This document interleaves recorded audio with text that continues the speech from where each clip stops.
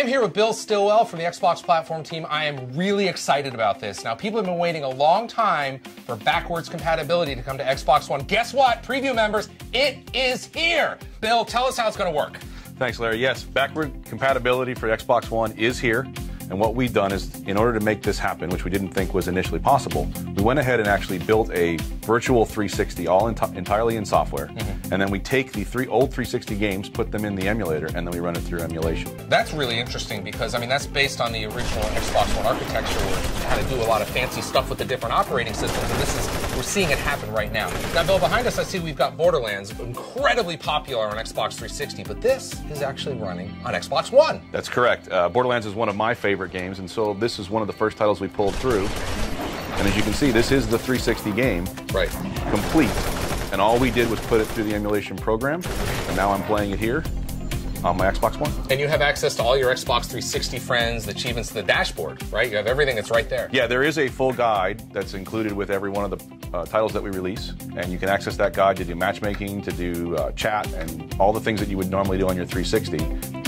In addition to whatever you have on the Xbox One. And while you're doing that, you could actually snap an app or snap television if you wanted to. Yep, Xbox take a screenshot or Xbox record that will all work. Awesome. And you'll be able to use that as well.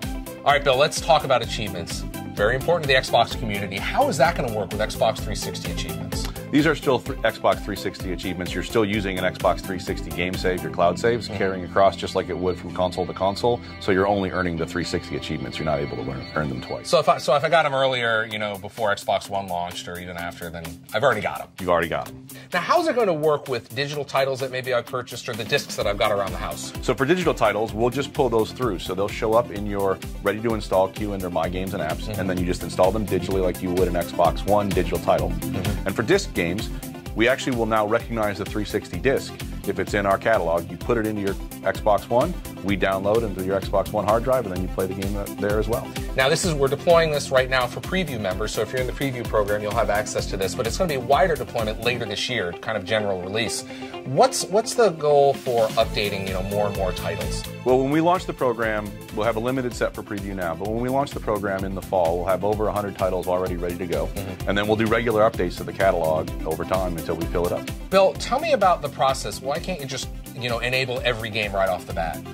Well, there are some technical restrictions. Because this is just a software version of a 360, we can't do any USB peripherals or use the original Kinect. But beyond that, all we do is take what we decide are the right games, put them in through the program, package them, and then we can distribute them to the catalog. And really, the only thing that stops us is getting the legal permissions for things like licenses that may have changed over time or whatever the case may be.